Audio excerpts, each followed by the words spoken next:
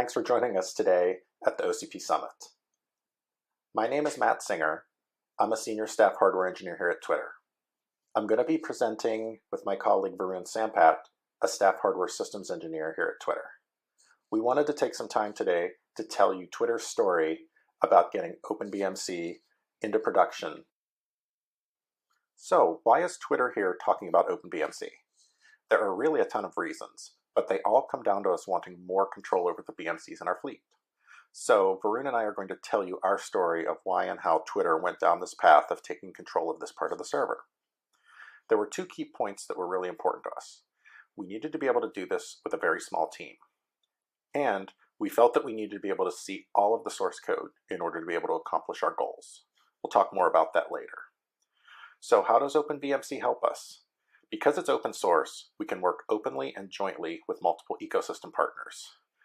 We have a community to talk to about the problems and solutions that we have, and we can have visibility into everything. Next, we'll talk about why we decided to go with OpenBMC. So at Twitter, we've had a lot of years of experience engineering hardware to reduce hardware failures.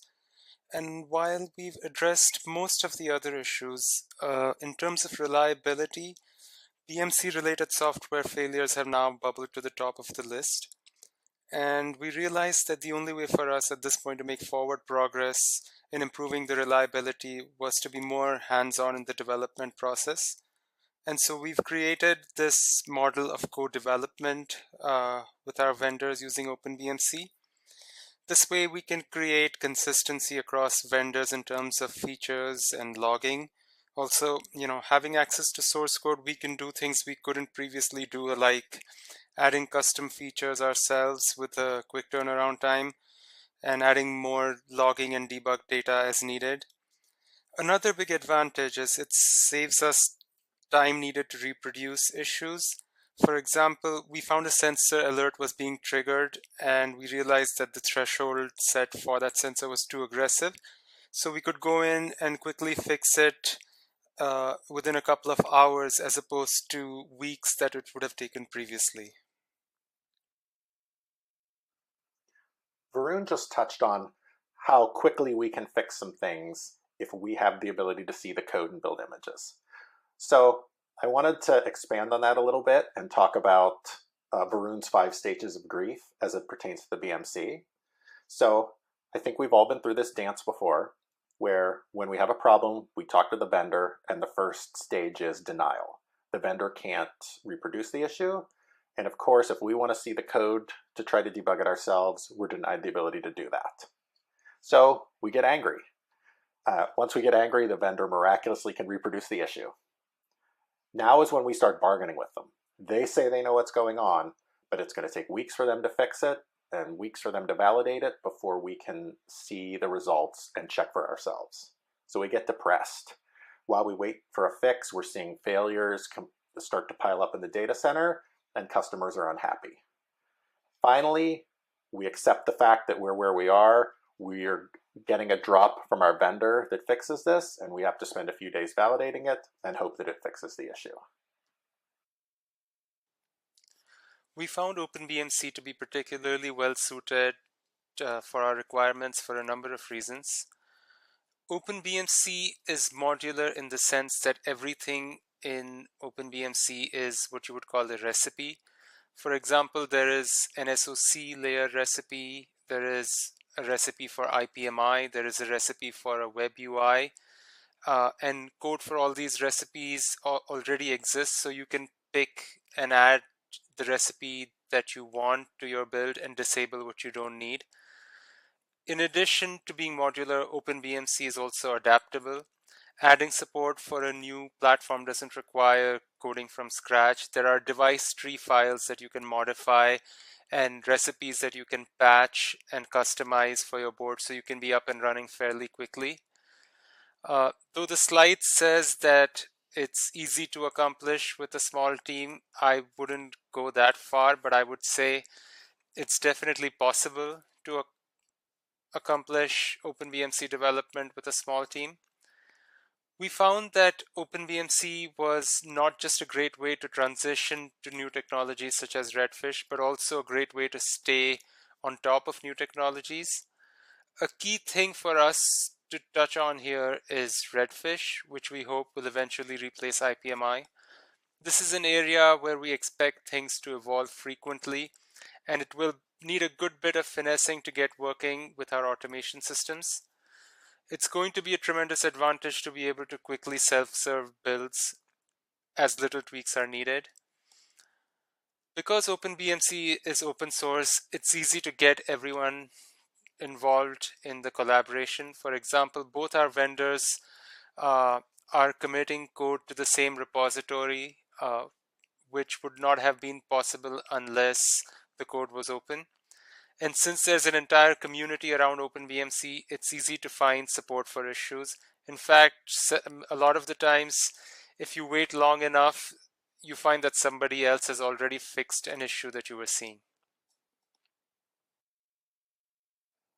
I really think that one major key to our success was that we took a collaborative approach from the beginning, and we worked out in an open repository. This let us align our vendors, align our colleagues in other companies, and have totally open discussions that never could have happened with complicated multi-way NDAs and proprietary code. So, I'd like to give a big shout out in no particular order for the help that we got from Intel, DigitalOcean, Dropbox, eBay, Netflix, and PacketHost. OpenBMC development did come with its share of challenges. I worked on traditional BMC software development for several years, so when we started this project, I figured it won't be too complicated. However, it turned out to be a lot more complex than I expected. OpenBMC is very different in the way the code is built and the way the processes communicate. OpenBMC uses Yocto, which has a very different process for building images from source, so it required some learning. Also, on OpenBMC, everything is a dbus service, so that took some getting used to as well. Our infrastructure is very IPMI based, and the IPMI support on OpenBMC is limited, especially in the areas of logging. So we had to fill a lot of those gaps ourselves. The host power transition state machine is another area where we saw a lot of corner case failures that we had to account for and fix. Also in OpenBMC, there aren't too many widely adopted methods available for out-of-band firmware updates, so we had to build those on our own as well. And though we would ideally like to transition to Redfish, since our internal teams are very dependent on IPMI, we are now going through a gradual process of trying to transition them. Also, since pretty much everything on OpenBMC is a dbus service, and dbus isn't the fastest process communication mechanism, we've had to do a lot of work around speeding that up. I'm happy to say that our current status is that this is going really well. We have DVT systems running OpenBMC in our data center, and with the added IPMI support, they're backwards compatible with our existing automation systems. It was key to us to make this as transparent as possible to other users. We've also really streamlined the set of features that we needed to support, so we're already at par with the feature set we had on our legacy BMCs that was important to us. Now we're working on enhancing things with features like at-scale debug and autonomous crash dump. I know we're making it sound like it's been all blue skies, but we're obviously still working out issues with our vendors. A key thing that we found was that we needed better and more consistent test plans with our vendors, but we're working on it and it's going really well. Next, I'm going to talk about what our plans are moving forward. So looking ahead, our plan is for our front-end deployments to use OpenBMC in fall 2020. Since OpenBMC is our transition platform for Redfish adoption, for the first generation, our plan is to support both IPMI and Redfish so that our provisioning teams can develop automation around Redfish. In addition to the host OS logs and cell logs, OpenBMC gives us the opportunity to collect BMC journal D logs and other internal BMC logs as well. We are working on trying to add this to our existing logging infrastructure. We would like to add secure boot support, and also as we use OpenBMC more, we'll be looking for opportunities to improve logging and telemetry. We would also like to add the ability to auto-recover from failures wherever possible. Eventually, at some point, we would also like to replace proprietary UEFI with open source firmware. So we have a call to action for you today.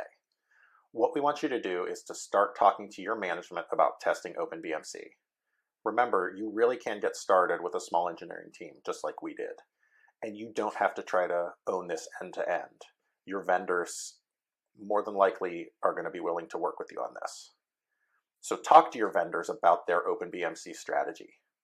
Get it on their radar and ask them if they have any OpenBMC firmware for you to demo on a board you already use from them. Then, as you develop, ask your vendors about keeping your project open. What we found worked really well for this was, from the very beginning, work in a public repository. Make it very clear what the rules of engagement are and what the licensing is. Lastly, do you want to join in? Talk to us about how we did it. Talk to us about collaborating with us if that's going to make sense for you. You can all take a look at Twitter's OpenBMC fork. The URL's at the bottom of this slide. Varun and I would like to thank you for listening to our presentation today. Are there any questions?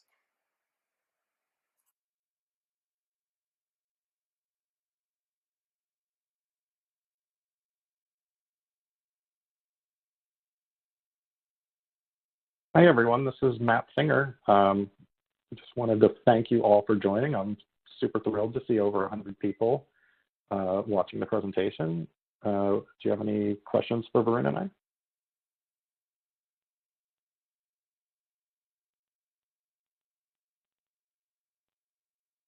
There was a question I saw in the chat around, somebody asked around secure boot. So we are doing that currently, but it's something that we have on the horizon. Yeah, in particular, in terms of secure boot, because we're collaborating with our ODMs, this is like, you know, a multi-way relationship where we're trying to figure out how we establish secure boot with multiple parties producing firmware and so on. So there was another question from Ryan about how long did it take us to move from POC to production. You know, this has actually been something that's we've been working on this. We have been working on this, would you say, Varun, about 18 months or more? Approximately 18 now, yeah. But, you know, once we got our vendors, you know, deeply involved, which was more about 9 months to 12 months ago, things started to move a lot more quickly. And I think we actually got to pretty reasonably stable code within about 6 months. And now I would say we're down in the real details of getting things tuned just the way we want it to be.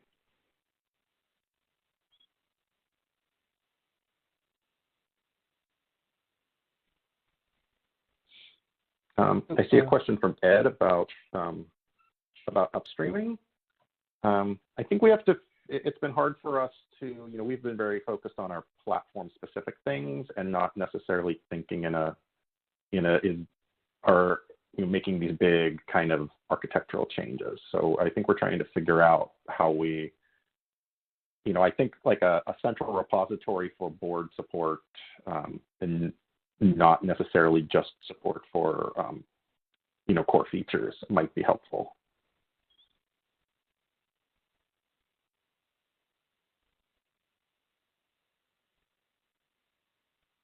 Hey, Varun, why don't you handle the validation question for us?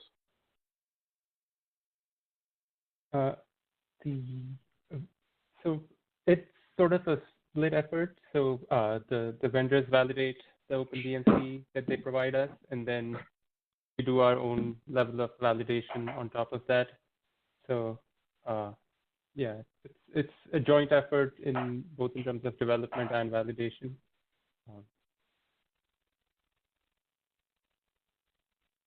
In regards to Brent's question about how big is the team, we have myself and Varun have worked on it for the majority of the time, and we've recently added a half of us, an engineer, to split his time and work on this with us. So we've been able to do it very small. Varun, can you tackle Ed's question about the power state machine? And we had one intern. Yeah. Oh, that's true. We very, very helpful. Yeah. So regarding the power state machine, right now we are using the target files method for the power transition. I know that the Intel BMC has a really good power transition state machine. However, we started with this method, and yeah, we've just continued along these lines. And so yeah.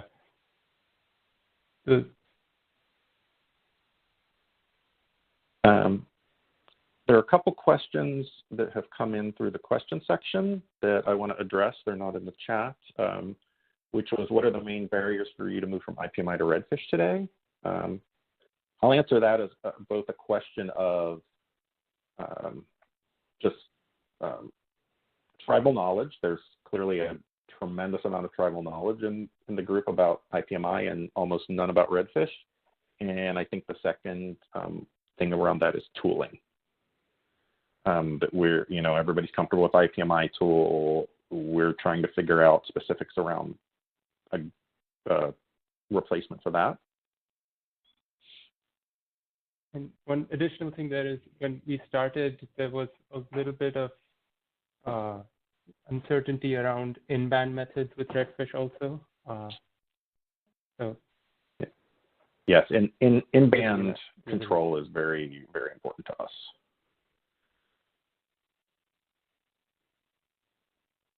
I had a question on my Q&A session where somebody asked, what is your biggest concern in rolling out this strategy? Just, the fact that it's new, and so just reliability concerns. Even though we have our entire feature set that we started out with working, yeah, it's mainly around the areas of reliability. There's just not been enough validation with OpenBMC. That's essentially the biggest concern at this point. And Duke's question about what kind of open system firmware are we referring to? This is one where at the moment there's a lot of options, and I think we're addressing this mostly as we've had a great success with the BMC firmware. We'd love to be able to do the same thing with BIOS and the system firmware, because we have exactly the same set of problems with visibility and problem resolution times.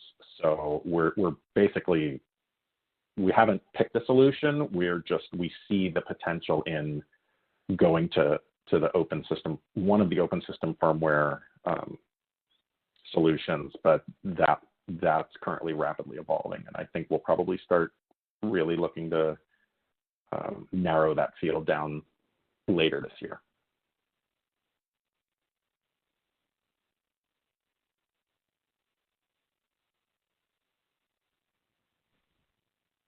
Some more questions have popped up on the chat window. I will try to answer them in order. So I think you answered the open system firmware. Did you find the need to implement support for persistent storage? We have not done that as yet in OpenBMC.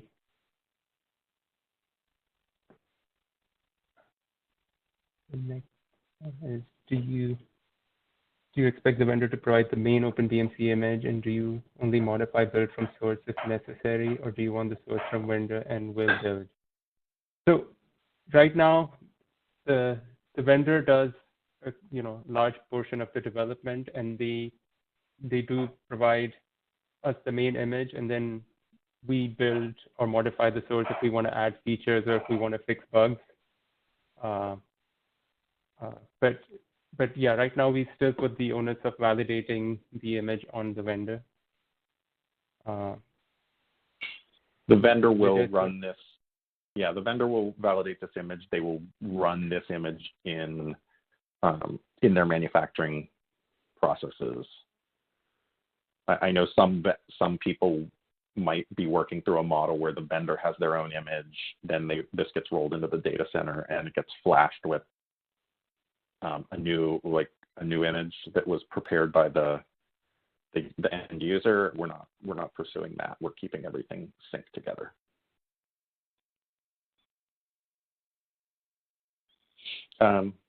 This question from Vijay about how much effort have you put to use the Linux Foundation OpenBMC to meet our requirements? I brought the Intel BMC repo into the discussion because it's been very important, because that's where Intel is staging what they're going to publish in upstream into the Linux Foundation OpenBMC repo. So Twitter is really focusing on staying as close as we can to Linux Foundation, but we are using Intel's repo as an opportunity to get cutting edge stuff before it's been accepted into upstream.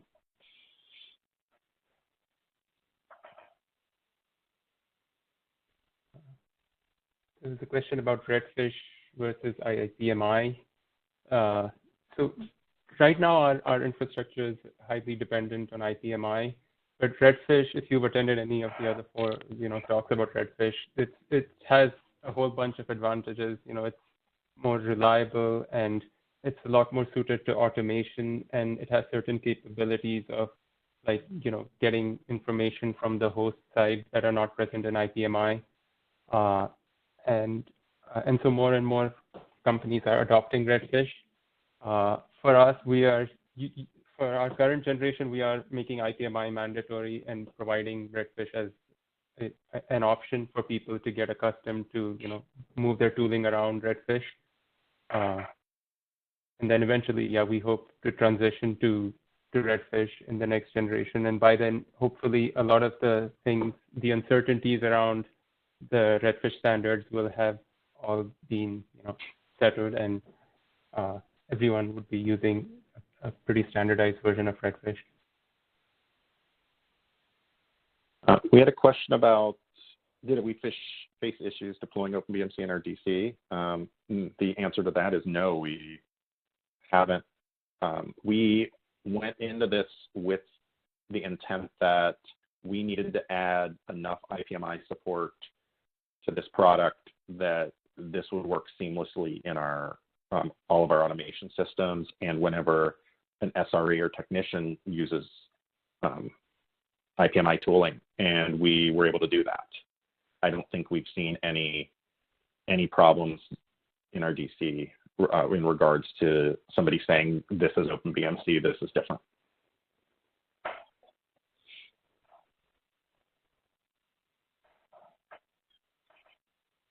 Somebody had a question about RDE for Redfish. I don't know what that is. Sorry. So Mike asked if do we push changes to the vendor to make it the Twitter OpenBMC? Yes. Well, Mike, so what we found worked the best for us is that we are working with these vendors in a public repository on GitHub. So when they make changes, they publish their changes into that GitHub. When we make changes, we publish it into that GitHub. And then when it comes time for them to do a production release, they pull from this public repository. Essentially, we just commit to the same repo. We don't send a patch of our commit of our changes to them for them to implement. We both just commit to the same repo, but when we have an official release image, they build it and they validate it, and then they send it to us. Yeah. And I think this approach was also key into eliminating confusion about licensing and who owns what code. It's very simple once you're publishing into an open repository to know that what all the rules around that are.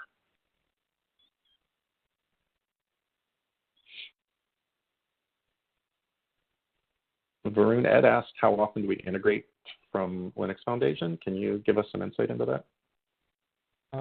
We sync with the Linux Foundation once every 6 weeks, plus or minus 2 weeks, depending on where we are. If we are close to an official release, we don't try to disturb it too much. But yeah, we aim to do it once every 6 weeks or so. There were some questions from Sriram regarding what makes Redfish better versus IPMI. Well, until we battle tested it, I don't know, but I'm very hopeful that the RESTful interface is going to be a lot easier to do stateful transitions than the IPMI interface. That's one of my bigger concerns. Varun, you sounded like you had something to add to that. Oh no, I did address that question earlier. So, okay. But I didn't mention what you did. So. I see Ed said 6 weeks is a good cadence. Thank you.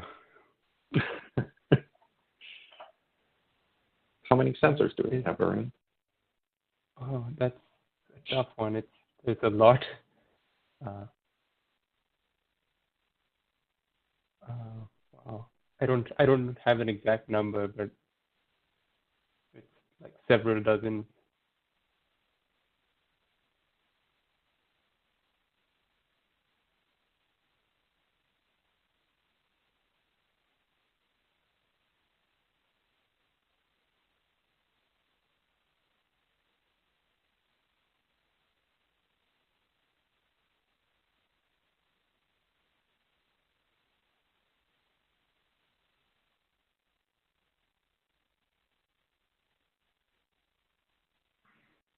Ours are definitely not above 254. So, so we don't have the limitation of IPMI hit just yet. Yeah. Great. Well, it sounds like the questions are wrapping up. I'm glad everybody stuck with us for these questions. My contact information as well as Varun's is in the slide deck if you choose to download that from the handouts tab. Feel free to contact us if you're interested in knowing more or you feel like you would like to collaborate with us because your company wants to follow in similar footsteps.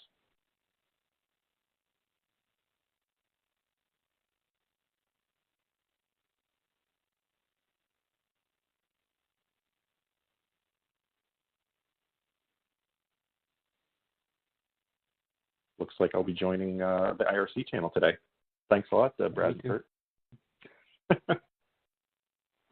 Yes, I think we're done. Again, thank you on behalf of Varun and Twitter. So glad you could join us today. Thanks, everyone.